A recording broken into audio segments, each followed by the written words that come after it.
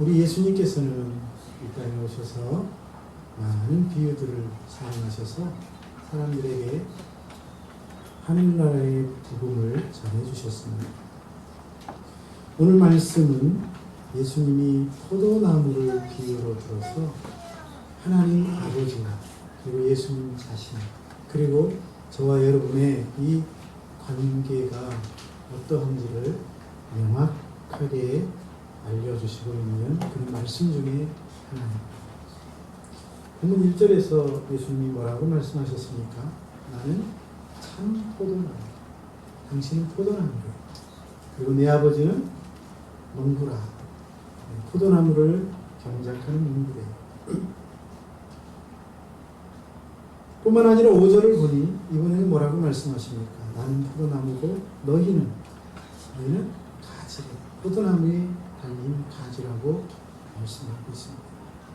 자, 다시 말씀드리면 예수님은 하나님 아버지를 포도원 경영하는 농부로 예수님 자신은 그 포도원에 심겨진 포도나무로 그리고 저와 여러분을 포도나무에 달린 가지라고 말씀하고 있습니다. 자, 포도농사를 짓는 농부에게 있어서 포도나무는 어떤 의미를 가진 나무입니까? 아주 중요한 나무죠. 마치 자신의 자식과도 같습니다. 포도나무가 병들거나 마르면 극상품 포도를 생산할 수 없습니다. 또 포도나무를 열매를 맺기까지 키우려면 또 수년을 보내야 하고 많은 노력이 필요합니다. 그래서 농부는 병들거나 마르지 않도록 잘 돌보고 관리하죠. 포도나무에게도 마찬가지입니다. 농부는 어떤 존재이십니까? 농부가 포도나무가 잘 자라도록 풀과 잡초를 제거해 줍니다. 살아온 들짐승들이 와서 포도나무를 상하지 않도록 울타리를 쳐서 막아주기도 합니다. 농부가 포도나무가 영양분을 잘 섭취해서 잘 자라고 그리고 좋은 열매를 맺도록 거름도 줍니다. 가뭄이 들면 시냇가에서 물을 떠다가 물을 주기도 합니다. 그리고 포도 열매를 맺는데 불필요한 가지들이 많으면 쳐주기도 합니다. 그렇지 않으면 포도나무가 자랄 수 없고 많은 열매를 맺을 수 없고 또 존재할 수도 없습니다.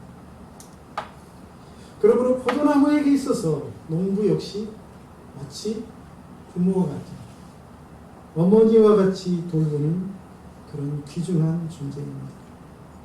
그렇다면 가지는 어떤 입장입니까? 포도나무 가지는 포도나무로부터 떨어지면 영양분을 공급받을 수 없어서 말라버리죠. 그렇죠? 또한 열매를 맺지 못하면 어때요? 포도원 주인으로부터 배임을 당합니다. 이 앞에 목련나무가 있죠. 옆집 주인이 작년에 이 은행나무를 보면서 목련까지 좀 자란 것을 아까워하면서 위에를 좀 잘랐어요. 근데 자르고 나니까 더 무성하게 밑에서 가지가 뽑고 피어나는 거예요. 그걸 보면서 내년에는 더 잘라야 되겠다고. 필요 없는 가지를 잘라야 열매를 맺지 못하는 가지를 잘라야 포도나무가 공급하는 영양분을 축내지 않고 열매를 맺는 가지로 공급돼서 더 많은 열매, 좋은 열매, 맛있는 열매를 맺게 됩니다. 그래서 주인은 열매 맺지 못하는 가지는 반드시 잘라버립니다. 자, 그러므로 포도나무 가지에게 있어서 포도나무는 생명의 근원입니다. 절대로 가지에서 분리되면 안 됩니다. 농부는 좋은 열매로 자신의 가치를 보여주고 입증해야 할 또 존재입니다.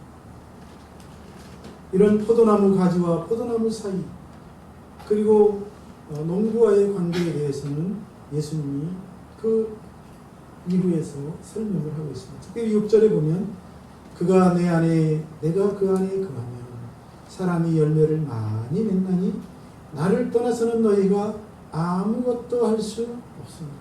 포도나무와 가지의 관계를 지금 설명하고 있죠. 포도나무를 떠나서 가지는 아무것도 할 수 없대요. 저와 여러분이 예수님을 떠나면 아무것도 할 수 없대요. 우리는 예수님이 있어야만 살아갈 수 있고 예수님이 있어야만 예수 안에 있어야만 열매를 맺을 수 있다는 뜻입니다.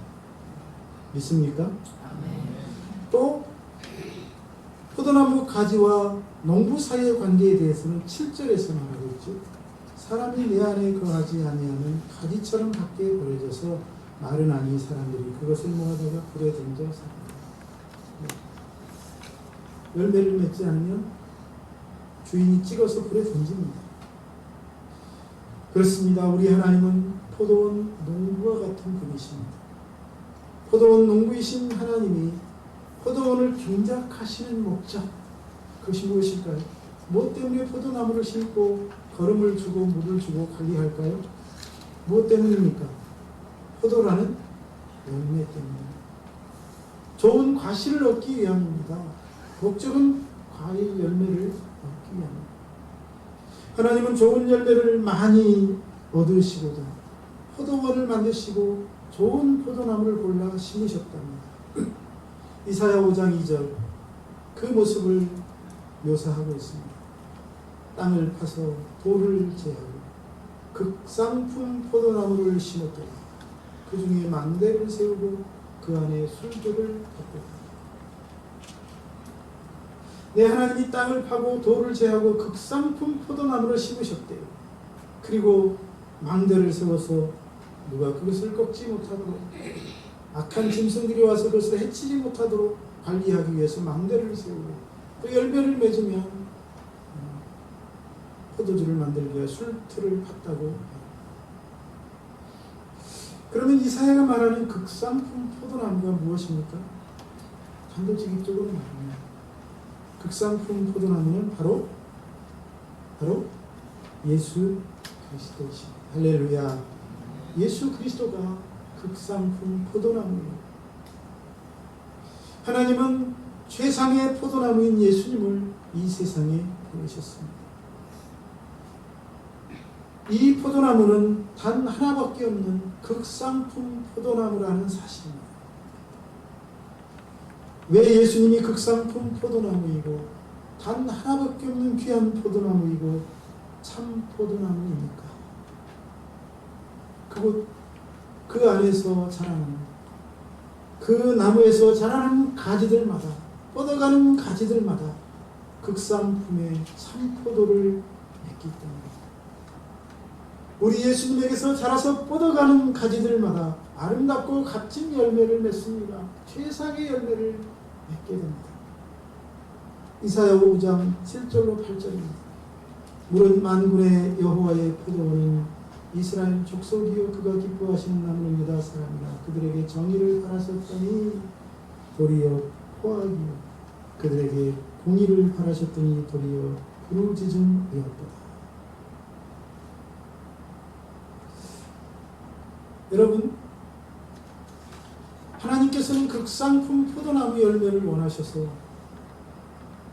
좋은 포도나무 그에다가 심으셨는데 글쎄 거기서 자란 가지에서 나쁜 열매가 맺었습니다. 포악과 부르짖음 그리고 그 뒤에 일어나는 이어지는 말씀들을 보면 죄악의 열매를 맺었습니다. 우리는 이 구절에서 하나님이 포도나무를 왜 심으셨는지 하나님이 원하시는 열매가 무엇인지를 생각할 수 있습니다. 그것은 정의와 공의라는 열매를 바라셨기에 심으셨다는 것이죠. 정의와 공의. 요한복음 3장 16절은 또 이렇게 말합니다. 하나님이 세상을 이처럼 사랑하사 독생자를 주셨습니다.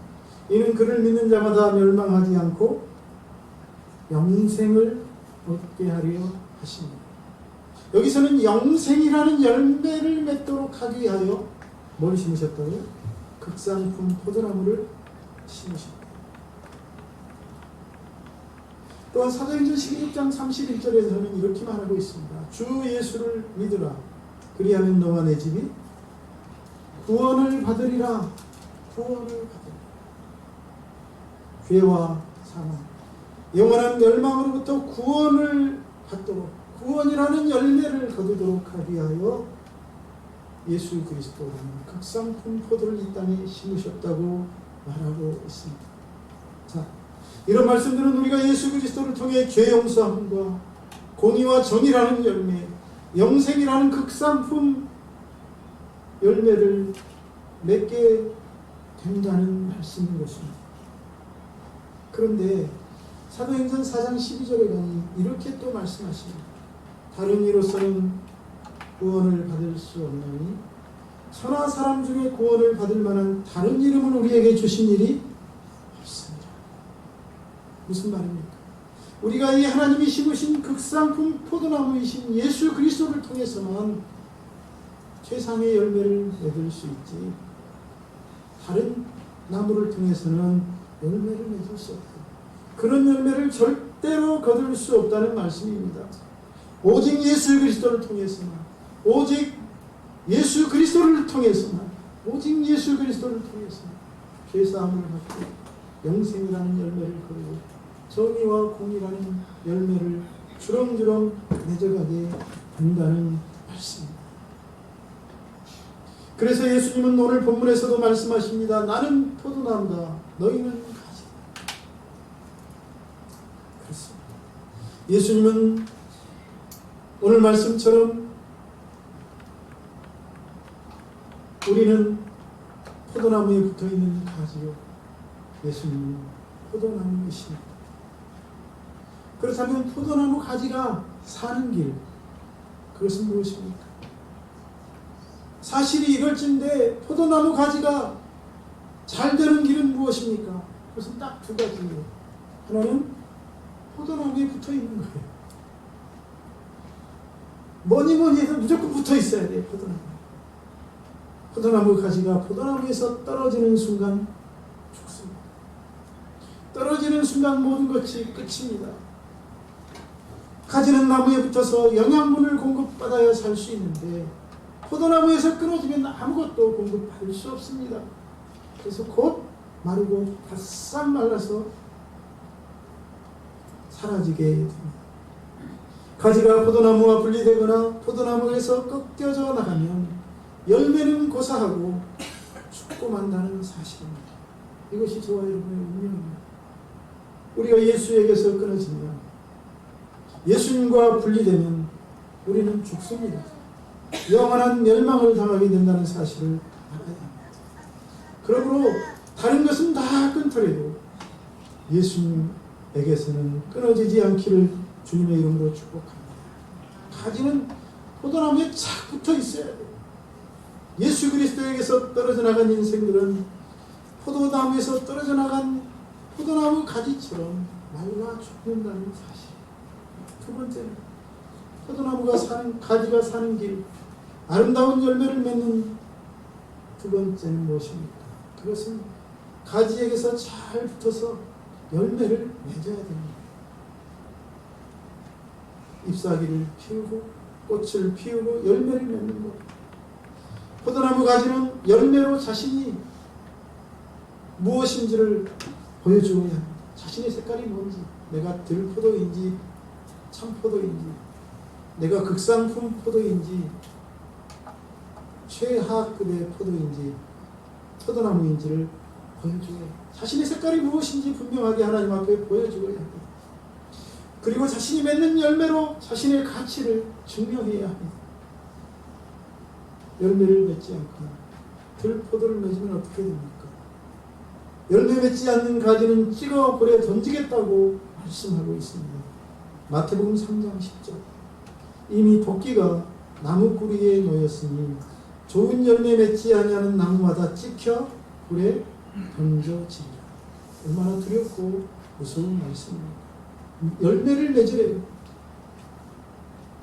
마태복음 21장 19절에서는 예수님이 길을 가시다가 한 무화과 나무를 보시고 그리로 가서 시장하셔서 열매를 찾으셨습니다.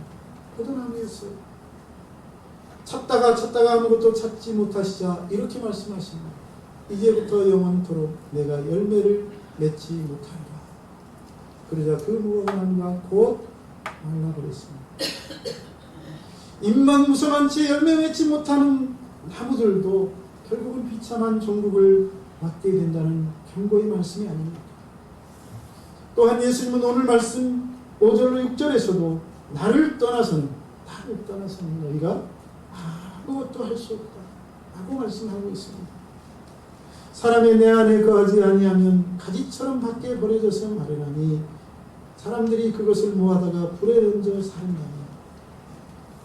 예수 안에서 열매를 맺지 못하면, 예수님과 단절되면 영원한 멸망을 당하게 될 것을 말씀하고 있습니다. 우리는 어떤 열매를 맺어야 합니까? 그렇다면 우리는 어떤 열매를 맺어야 할까요? 아무 열매나 괜찮을까요? 그렇지 않다고 말하고 있죠. 포도나무 가지는 아무 열매나 맺어서는 안 됩니다. 들포도를 맺으면 안 돼요. 좋은 열매, 극상품 참포도를 맺어야 한다는 것이죠. 나쁜 열매, 악한 열매를 맺으면 주인으로부터 찍힘을 당하게 됩니다. 이사야 선지자가 바로 그들의 운명에 대해서 말해준 적이 있습니다. 이사야 5장 2절입니다. 땅을 파서 돌을 제하고 극상품 포도나무를 심었도다. 그 중에 망대를 세우고 그 안에 술틀을 팠도다. 좋은 열매를 맺기 바랐더니 들포도를 맺었도다 라고 통탄하시는 하나님의 음성을 들려주면서 4절로 6절에 가면 그 하나님의 결정이 무엇인지를 소개하고 있습니다. 내가 좋은 포도 맺기를 기다렸거늘 들포도를 맺으면 어찌민고 이제 내가 내 포도원에 어떻게 행할지를 너희에게 이르리라. 내가 그 울타리를 걷어먹힘을 당하게 하고 그 담을 헐어 짓밟히게 할 것이요 내가 그것으로 황폐하게 하리니 다시는 가지를 자르거나 굽을 돋우지 못하고 찔레와 가시가 날 것이며 내가 또 구름에게 명하여 그 위에 비를 내리지 못하게 하리라 하면서 나쁜 열매, 악한 열매를 맺는 자들의 결국은 먹힘을 당하게 되고 짓밟히게 되고 황폐하게 된다고 말씀하고 있지 않습니까? 또 그들의 삶의 자리에서 찔레와 가시가 나고 비가 내리지 않는 황무지와 같은 삶, 하늘은 노치되고 땅은 처리돼서 하는 일마다 되는 일이 없는 비참한 삶을 살게 된다고 경고합니다. 그러므로 우리는 포도나무 가지로서 열매 없는 잎사귀만 무성한 삶을 살아서는 안 됩니다. 열매 맺지 못하는 나무가 되어서는 안 됩니다. 열매를 맺되 좋은 열매, 극상품 포도를 맺어야 할 줄로 믿습니다. 저와 여러분이 포도나무이신, 참 포도나무이신 예수님께 착 달라붙어서 극상품 포도 열매를 맺어가는 지혜로운 성도들, 복받는 성도들이 되시기를 주님의 이름으로 축복합니다. 예수 그리스도에게서 떨어져 나간 인생들이 포도나무에서 떨어져 나간 포도나무 가지처럼 바싹 마르게 된다고 말씀드렸습니다. 생명의 주 예수께 붙어있지 않는 어떻게 되는지 좀 더 생각해 보십시오. 예수님과 분리되면 어떻게 될까요? 무엇보다도 그 심령이 메마르게 됩니다. 예수님과 분리되면 생명의 근원이신 예수님, 복의 근원이신 예수님으로부터 아무것도 공급받지 못하므로 무엇보다도 그 심령이 마르기 시작합니다. 예수님과 단절된 사람들은 초조하고 불안해집니다. 그런 인생들은 마음의 여유도 없어집니다. 더 나아가면 근심과 고통이 찾아옵니다. 욥기 19장 27절. 욥은 내 마음이 초조하다며 하나님이 침묵하시고 응답하시지 않자 하나님과 단절된 자신의 심정이 어떠한지를 표현하고 있죠. 시편 기자도 마찬가지입니다. 시편 42편 9절.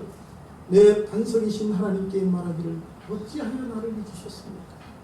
내가 어찌하여 원수의 압제로 말미암아 슬프게 다니나이까. 아멘. 하나님의 침묵과 하나님의 얼굴을 숨기심으로 원수들로 말미암아 고통을 당하고 쫓겨다니는 포로가 되어 살아가는 슬픈 자신의 삶에 대하여 한탄하고 있습니다. 시편 43편 2절에도 주는 나의 힘이 되신 하나님이시오니 어찌하여 나를 버리셨나이까. 내가 어찌하여 원수의 억압으로 말미암아 슬프게 다니나이까.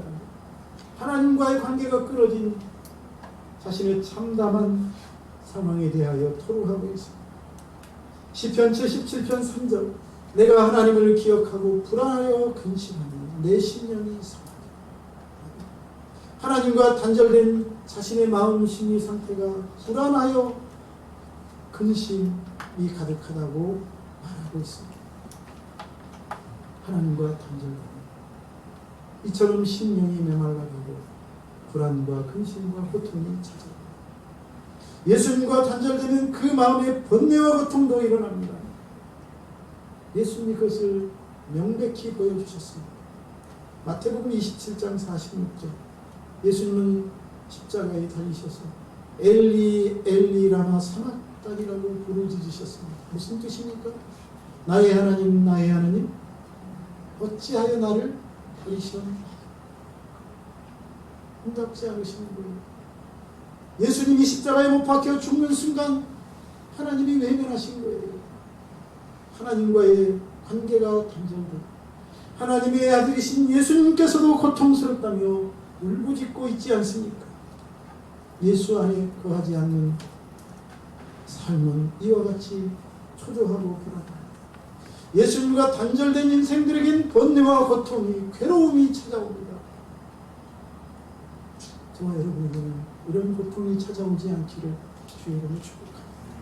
그러려면 무엇보다도 우리가 하나님 안에 예수 안에 거해야 할 줄로 믿습니다.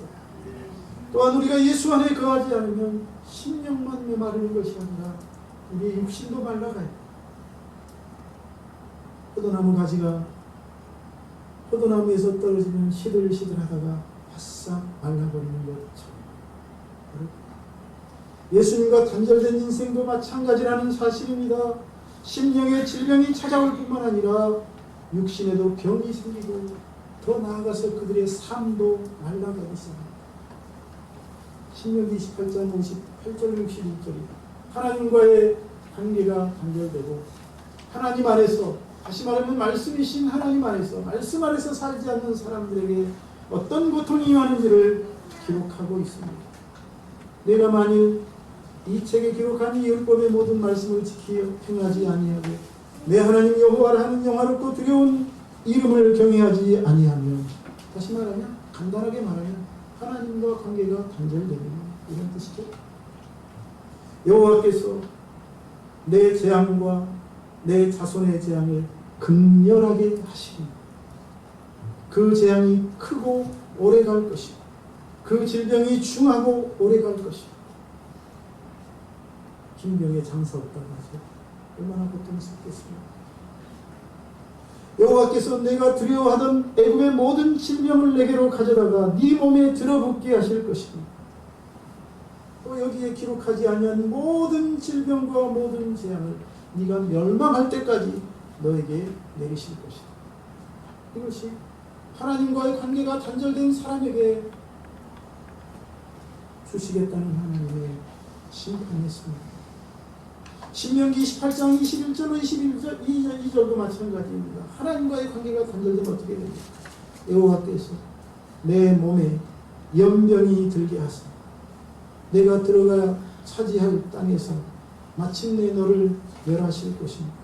여호와께서 폐병과 열병과 염증과 학질과 한재와 풍재와 썩는 재앙으로 너를 치시리라. 이 재앙이 너를 따라서 너를 진멸하게 할 것이라.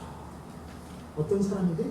하나님과의 관계가 단절된 사람, 예수와의 관계가 끊어진 사람에게 하나님이 이런 재앙을 쏟아 부으시겠지요. 그러니 잘 될 수가 없겠죠. 예수님과의 관계가 단절되면 되는 일이 없습니다. 그러므로 그들이 하는 일마다 꼬이고 손대는 일마다 실패합니다. 신명기 28장 15절로 20절. 내가 만일 내 하나님 여호와의 말씀을 순종하지 않아 관계가 끊어지면 그런 뜻이죠. 내가 오늘 내게 명하는 그 모든 명령과 규례를 지키지 아니하면 이 모든 저주가 내게 임하며 내게 이를 것이니 네가 서늘에서도 저주를 받고 들에서도 저주를 하고 또 내 광주리와 떡반죽 그릇이 저주를 받을 것이요 네 몸의 소산과 내 토지의 소산과 내 소와 양의 새끼가 저주를 받을 것이다. 네가 들어가도 저주를 받고 나가도 저주를 받을고 네가 악을 행하여 그를 잊음으로 네 손으로 하는 모든 일에 여호와께서 저주와 혼란과 책망을 내리사 망하며 속히 파멸하게 하실 것이다. 하나님과의 관계가 끊어집니다. 오늘 이 말씀은 되는 일이 없게 하시겠다는 거예요. 하는 일마다 망하게 하시겠다. 너뿐만 아니라 네 자식도, 네 자식뿐만 아니라 네가 키우는 짐승까지도 그 고통을 겪게 하시겠다고 말씀하고 있습니다. 뿐만 아닙니다.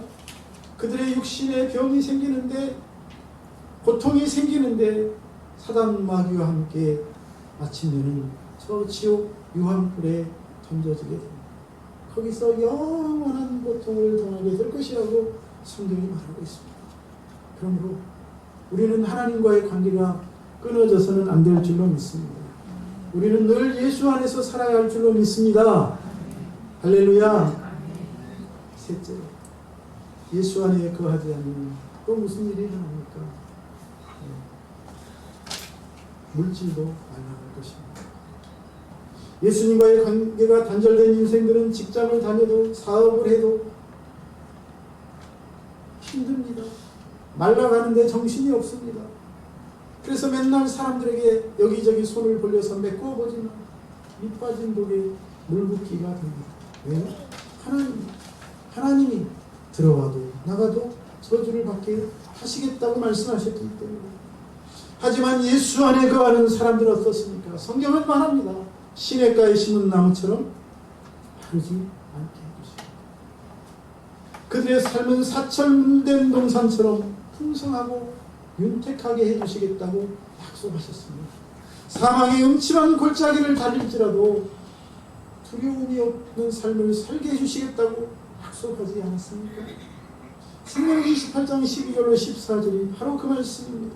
여호와께서 하나님과의 관계가 끊어지지 않는 사람들이 하시는 말씀, 여호와께서 너를 위하여 하늘의 아름다운 보고를 여시사 내 땅에 때를 따라 비를 내리시고 내 손으로 하는 모든 일에 복을 주시리니 네가 많은 민족에게 구워줄지라도 너는 꾸지 아니할 것이고 여호와께서 너를 머리가 되고 꼬리가 되지 않게 하시고 위에만 있고 아래에 있지 않게 하시리니 오직 너는 내가 오늘 내게 명령하는 내 하나님 여호와의 명령을 듣고 지켜 행하며 내가 오늘 너희에게 명하는 그 말씀을 떠나 좌로나 우로나 치우치지 말고 다른 신을 섬기지 말라는 것입니다. 이 말씀은 곧 물질의 복을 주시겠다는 말씀이었죠. 이 땅에서 잘 되는 복을 주시겠다는 말씀 아닙니까? 삶의 복을 주시겠다는 말씀입니다. 어떤 사람에게? 예수 안에 살아가는 사람. 네 번째, 예수 안에 거하지 않으면 평안과 기쁨도 말라나가 사라집니다. 예수님을 떠난 사람치고 평안하고 기쁨이 넘치는 삶을 사는 사람을 보셨습니까? 예수님을 등진 사람에겐 기쁨이 없어지고 그들의 삶은 평안도 행복도 사라집니다. 오직 찾아오는 것은 괴로움과 고통과 슬픔입니다. 사사기 2장 13절로 15절. 곧 그들이 여호와를 버리고 하나님과의 관계가 끊어졌다고 말하고 있죠. 바알과 아스다롯을 섬겼으므로 여호와께서 이스라엘에게 진노하사 노략하는 자의 손에 넘겨주사 그들이 노략을 당하게 하시며 또 주위에 있는 모든 대적의 손에 팔아 넘기시며 그들이 다시는 대적을 향하지 못하였으며 그들이 어디로 가든지 여호와의 손이 그들에게 재앙을 내리시리니 곧 여호와께서 말씀하신 것과 같고 여호와께서 그들에게 맹세하신 것과 같아서 그들의 괴로움이 심하였다. 괴로움이 심하였다. 하나님을 떠난 이스라엘에겐 평안과 기쁨이 사라지고 고통과 괴로움이 찾아오게 된다고 말하고 있습니다. 사랑하는 여러분, 그러니 예수 안에서 떠나서 괴로움과 고통스러운 삶을 살지 마시고 언제나 예수 안에서 기쁨과 행복과 사랑이 넘치는 삶을 사시기를 주님의 이름으로 축복합니다. 생명 되시는 예수님으로부터 떨어지면 그 인생은 메마를 수밖에 없습니다. 그들의 심령이 마르고 육신이 메마르며 물질이 바싹바싹 말라가므로 생활이 말라갑니다. 얼굴에선 기쁨과 평안도 사라집니다. 그러나 예수 안에 거하는 사람들은 사철 마르지 않습니다. 하나님은 그래서 선지자 이사야를 통해 오라 너희 모든 목마른 자들아 물로 나오라 돈 없는 자가 오라 너희는 와서 사 먹되 돈 없이 값없이 와서 포도주와 저주를 사라 우리를 초청하고 있는 것입니다. 하나님을 떠나면 그 고통스러운 삶에 노출될 수밖에 없기에 하나님 안에 살라고 부르시고 초청하고 있는 것입니다. 주님의 이 초청을 가볍게 여기지 않으면 하나님께 돌아가서 복을 누리는 저와 여러분 될 수 있기를 축복합니다. 예수님께서도 말씀하십니다. 수고하고 무거운 짐진 자들아 다 오늘 말씀을 통해서도 말씀하십니다. 내 안에 이렇게 말씀하시는 이유도 동일합니다. 주님께 가지 않으면 주님 안에 거하지 않으면 그 고통스러운 삶이 펼쳐지기 때문이죠. 이사야 58장 11절입니다. 여호와가 너를 항상 인도하여 주님께로 가라. 주 안에 가라.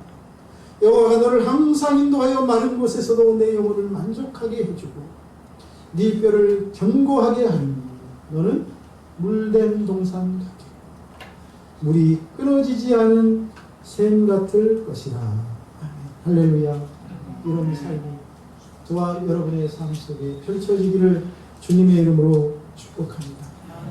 우리가 풍성한 열매를 맺는 삶을 살기 위해서는 그러므로 하나님의 말씀 안에 거해야 합니다. 예수 안에 있어야 할 줄로 믿습니다. 우리는 예수님을 떠나서는 아무것도 할 수 없고 예수 없이는 어떤 열매도 맺을 수 없습니다. 오직 예수 안에 있을 때만 여러분 모든 것이 가능하다는 사실입니다. 그러므로 예수 안에 있는 것은 짐이 아니고 고통이 아니라 복인 줄로 믿습니다. 그래서 바울은 말합니다. 내게 능력 주시는 자 안에서 내가 모든 것을 할 수 있느니라. 할렐루야. 기도하겠습니다. 살아계신 하나님, 예수 안에 있는 것이 가장 복된 길이고 가장 행복한 삶입니다. 예수 안에 있을 때 하는 모든 일이 형통하게 된다는 사실을 오늘 말씀을 통해 깨닫게 해주시니 감사합니다. 포도나무 가지가 포도나무로부터 끊어지면 말라 죽는 것처럼 우리가 예수 안에서 떠나면 아무것도 할 수 없고 영원한 죽음과 멸망을 당할 수밖에 없다는 사실을 우리가 가슴 깊이 느끼고 오직 예수 그리스도 안에 깊이 뿌리를 내리고 참 포도나무이시고 극상품 포도나무이신 예수님으로부터 영양분을 공급받아 예수님과 같은 좋은 열매를 맺어 하나님께 영광을 돌리는 우리 창대교회 모든 성도들이 다 되도록 복을 주옵소서. 예수님의 이름으로 기도하옵나이다. 아멘.